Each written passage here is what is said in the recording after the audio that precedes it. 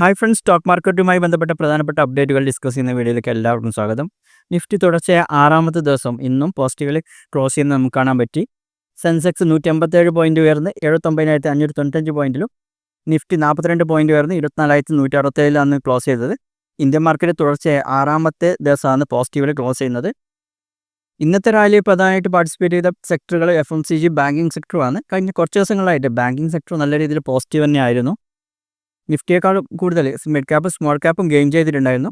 രണ്ട് സെക്ടറുകളും ഏകദേശം 0.8% അപ്പായിരുന്നു. ഇന്നത്തെ എടുത്തു പറയേണ്ട ഒരു കാര്യം HDFC ബാങ്കുമായി ബന്ധപ്പെട്ട തന്നെയാണ്. HDFC ബാങ്ക് 15 ലക്ഷം കോടിയുടെ മാർക്കറ്റ് ക്യാപ്പ് ടച്ച് ചെയ്തിട്ടുണ്ട്. ഇന്ത്യയിലെ മൂന്നാമത്തെ കമ്പനിയാണ് ഈ ഒരു ലെവൽ അച്ചീവ് ചെയ്യുന്നത്. ഇതിനു മുമ്പ് റിലയൻസും TCSും ആയിരുന്നു ഈ ഒരു മാർക്കറ്റ് ക്യാപ്പ് അച്ചീവ് ചെയ്തിരുന്നത്. മറ്റൊരു പ്രധാനപ്പെട്ട കാര്യം ഇൻഡസ്ഇൻഡ് ബാങ്കുമായി ബന്ധപ്പെട്ടാണ്. അത് ഏകദേശം 6% ഇടിഞ്ഞിരുന്നു. അവർക്കെതിരെ ഫ്രഷ് ആയിട്ടുള്ള ഒരു ഫോറൻസിക് ഓഡിറ്റ് കൂടി വരുന്നുണ്ട്. അതുമായി ബന്ധപ്പെട്ടാണ് ഈ ഒരു വീഴ്ച ഉണ്ടായത്. ഇന്നത്തെ അഡ്വാൻസ് ഡിക്ലൈൻ റേഷ്യോ നോക്കുകയാണെങ്കിൽ മൊത്തത്തിൽ 1834 സ്റ്റോക്കുകൾ അഡ്വാൻസ് ചെയ്തപ്പോൾ 1059 സ്റ്റോക്കുകൾ നെഗറ്റീവിലാണ് ഇന്ന് ക്ലോസ് ചെയ്തത്. ഇനി നമുക്ക് മറ്റു അപ്ഡേറ്റുകളിലേക്ക് കിടക്കാം. അടുത്ത അപ്ഡേറ്റിലേക്ക് പോകുന്നതിന് മുമ്പ് ചെറിയൊരു കാര്യം കൂടി, നിങ്ങൾ ഈ ചാനൽ സബ്സ്ക്രൈബ് ചെയ്തിട്ടില്ലെങ്കിൽ ഇപ്പോൾ തന്നെ സബ്സ്ക്രൈബ് ചെയ്യുക. കൂടാതെ ഈ ഒരു വീഡിയോ ഒന്ന് ലൈക്ക് ചെയ്ത് വെച്ചാൽ നമ്മൾ ഇടുന്ന ഡെയിലി വീഡിയോസിൻ്റെ നോട്ടിഫിക്കേഷൻ നിങ്ങൾക്ക് ലഭിക്കാൻ അത് നിങ്ങളെ സഹായിക്കും. അപ്പോൾ ഈ വീഡിയോ ഒന്ന് ലൈക്ക് ചെയ്ത് വെക്കുക. പിന്നെ ഒരു കാര്യം കൂടി, ഡിസ്കൗണ്ട് ബ്രോക്കേഴ്സിൽ ഏതെങ്കിലും നിങ്ങൾക്ക് അക്കൗണ്ട് ഓപ്പൺ ചെയ്യാൻ താല്പര്യമുണ്ടെങ്കിൽ താഴെ ഡിസ്ക്രിപ്ഷനിൽ ഞാൻ ലിങ്ക് കൊടുത്തിട്ടുണ്ട്. നിങ്ങൾക്ക് അതുവഴി അക്കൗണ്ട് ഓപ്പൺ ചെയ്യാവുന്നതാണ്. അക്കൗണ്ട് ഓപ്പൺ ചെയ്ത ശേഷം എന്നെ വാട്സാപ്പിൽ കോൺടാക്ട് ചെയ്താൽ നിങ്ങൾക്ക് സ്റ്റോക്ക് മാർക്കറ്റിനെ കുറിച്ചുള്ള നമ്മുടെ ബേസിക് കോഴ്സിൻ്റെ ലിങ്ക് ഞാൻ സൗജന്യമായിട്ട് അയച്ചിരുന്നതാണ്. അപ്പോൾ ലിങ്ക് താഴെ ഡിസ്ക്രിപ്ഷനിലുണ്ട്. ഇന്നത്തെ ആദ്യം നോക്കാൻ പോകുന്നത് സ്വർണ്ണവിലയെക്കുറിച്ച് തന്നെയാണ്. സ്വർണ്ണം ചരിത്രത്തിൽ ആദ്യമായി 10 ഗ്രാമിന് 1 ലക്ഷം രൂപ ടച്ച് ചെയ്തിട്ടുണ്ട് MCXൽ. നമ്മൾ കഴിഞ്ഞ കുറച്ച് ദിവസങ്ങളായി പറഞ്ഞു വന്നിരുന്ന കാര്യങ്ങൾ തന്നെയാണ്. US-ഉം ചൈനയും തമ്മിലുള്ള ജിയോ പൊളിറ്റിക്കൽ ടെൻഷൻസും ട്രേഡ് വാറും കാരണം ഇൻവെസ്റ്റേഴ്സ് കൂടുതലും സേഫ് ആയിട്ടുള്ള സ്വർണം പോലുള്ള ഇൻവെസ്റ്റ്മെൻറ്റിലേക്ക് അവരുടെ നിക്ഷേപങ്ങൾ മാറ്റുന്നുണ്ട്. അതുകൊണ്ട് തന്നെ ഗോൾഡിനുള്ള ഡിമാൻഡും വർദ്ധിച്ചുകൊണ്ട് വരുന്നുണ്ട്. അതുകൂടാതെ സ്വർണ്ണവില കൂടാനുള്ള മറ്റൊരു പ്രധാനപ്പെട്ട കാരണം കൂടിയുണ്ട്.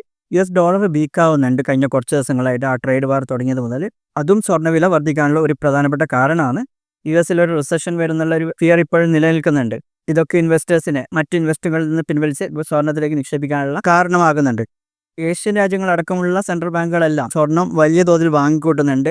ഏതെങ്കിലും ഒരു എക്കണോമിക് ഷോക്ക് വരികയാണെങ്കിൽ അതിന് പ്രിപ്പയർ ചെയ്യാൻ വേണ്ടിയാണ് ഈ ഒരു ബൈങ് നടത്തിക്കൊണ്ടിരിക്കുന്നവർ. 2024 തന്നെ ഏകദേശം 1000 ടണ്ണോളം സ്വർണം പർച്ചേസ് ചെയ്തിട്ടുണ്ടായിരുന്നു. ഇപ്പോൾ റീസെൻ്റ് ആയിട്ടുണ്ടായ ട്രംപും പവലും തമ്മിലുള്ള ചില ഇഷ്യൂസും അത് ഫെഡറൽ റിസർവിൻ്റെ റേറ്റ് കട്ടുമായി ബന്ധപ്പെട്ട അനിശ്ചിതത്വം നിലനിൽക്കാൻ ഒരു കാരണമായിട്ട് മാറിയിട്ടുണ്ട്. അതും സ്വർണ്ണവിലയെ വളരെയധികം ബാധിക്കുന്ന ഒരു കാര്യമാണ്. ഇതൊക്കെ കാരണമാണ് ഈ സ്വർണ്ണവിലയിൽ വലിയൊരു അപ്പ് മൂവ് ഈ അടുത്ത കാലത്തായിട്ടുണ്ടായത്. അടുത്തത് ഫ്ലിപ്കാർട്ടുമായി ബന്ധപ്പെട്ടുള്ള ഒരു കാര്യമാണ്. ഫ്ലിപ്കാർട്ട് അവരുടെ ഹെഡ് ക്വാർട്ടേഴ്സ് സിംഗപ്പൂരിൽ നിന്ന് ഇന്ത്യയിലേക്ക് മാറ്റുന്നുണ്ട്. അവരുടെ IPO അടുത്ത് തന്നെ വരുന്നുണ്ട്. ഇന്ത്യൻ എക്സ്ചേഞ്ചിലായിരിക്കും ലിസ്റ്റ് ചെയ്യുന്നത്. അതിൻ്റെ മുന്നോടിയായിട്ടാണ് ഈ ഒരു മാറ്റം വന്നിരിക്കുന്നത്. കമ്പനി 2011 സിംഗപ്പൂരിലേക്ക് മൂവ് ചെയ്തത്. സ്വാഭാവികമായിട്ടും ടാക്സ് ബെനിഫിറ്റിനും മറ്റു ഫോറിൻ ഇൻവെസ്റ്റ്മെൻറ്റ് അട്രാക്ട് ചെയ്യാൻ വേണ്ടിയായിരുന്നു അവരങ്ങനെ ഒരു നീക്കം നടത്തിയതെന്ന്. IPO മിക്കവാറും അടുത്ത വർഷം വരുമെന്നാണ് പ്രതീക്ഷിക്കപ്പെടുന്നത്. ഈ അടുത്ത കാലത്തായിട്ട് മറ്റ് സ്റ്റാർട്ടപ്പുകളായിട്ടുള്ള ഫോൺപേ, സെപ്റ്റോ, ഗ്രോ തുടങ്ങിയ കമ്പനികളെല്ലാം അവരുടെ ഹെഡ് ക്വാർട്ടേഴ്സ് ഇന്ത്യയിലേക്ക് മാറ്റിയിരുന്നു. അതും IPO വരുന്നതിൻ്റെ മുന്നോടിയായിട്ടാണ്. അടുത്ത പ്രധാനപ്പെട്ട ഒരു കാര്യം സ്റ്റീൽ സെക്ടറുമായി ബന്ധപ്പെട്ടാണ്. ഇന്ത്യ സ്റ്റീൽ ഇമ്പോർട്ട്സിന് മുകളിൽ ഒരു 12% സേഫ് ഗാർഡ് ഡ്യൂട്ടി ഏർപ്പെടുത്തിയിട്ടുണ്ട്. 200 ദിവസത്തേക്കാണ് ഈ ഒരു ടാക്സ് ഏർപ്പെടുത്തിയിരിക്കുന്നത്. ഇമ്പോർട്ട്സ് വളരെയധികം വർദ്ധിച്ചിരുന്നു ഈ അടുത്ത കാലത്തായിട്ട്. അതിൽ നിന്ന് ഇന്ത്യയിലെ ഡൊമസ്റ്റിക് ആയിട്ടുള്ള സ്റ്റീൽ പ്രൊഡ്യൂസേഴ്സിനെ സംരക്ഷിക്കാൻ വേണ്ടിയായിരുന്നു ഈ ഒരു ടാക്സ് ഏർപ്പെടുത്തിയത്. ഈ അടുത്ത കാലത്തായിട്ട് ചൈനയിൽ നിന്നുള്ള ചീപ്പായിട്ടുള്ള സ്റ്റീൽ ഇമ്പോർട്ട്സ് വളരെയധികം വർദ്ധിച്ചിരുന്നു. അതിനൊരു തടയിടാനായിട്ടാണ് പ്രധാനമായിട്ട് ഈ ഒരു ടാക്സ് കൊണ്ടുവന്നത്.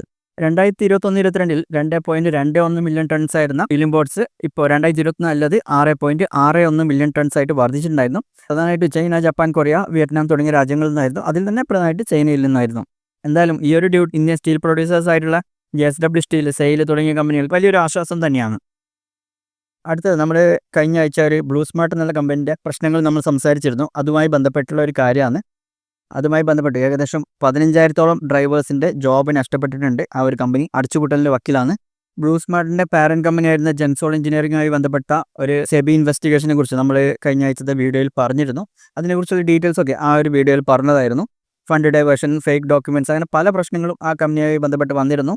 ബ്ലൂ സ്മാർട്ട് പ്രധാനമായിട്ടും ഊബർ പോലെയുള്ള ഒരു കമ്പനിയായിരുന്നു. പക്ഷേ ഒരു വ്യത്യാസം ഉണ്ടായിരുന്നത് അവർ സ്വന്തമായിട്ടുള്ള ഇലക്ട്രിക് വെഹിക്കിൾസാണ് അവർ ഉപയോഗിച്ചുകൊണ്ടിരുന്നത്. ഈ പ്രശ്നങ്ങൾ കാരണം ഏകദേശം 15,000 മുതൽ 20,000 ഡ്രൈവേഴ്സിന് ജോബ് നഷ്ടപ്പെടുന്നതാണ് പ്രതീക്ഷിക്കപ്പെടുന്നത് ഇതുമായി ബന്ധപ്പെട്ട്. ഓക്കെ, എന്തായാലും ഇത്തരം കാര്യങ്ങളാണ് ഇന്നത്തെ വീഡിയോയിൽ പറയാനുള്ളത്. ഇതുപോലുള്ള കൂടുതൽ വീഡിയോസിനായി ചാനൽ സബ്സ്ക്രൈബ് ചെയ്യുക, കൂട്ടുകാർക്ക് ഷെയർ ചെയ്യുക.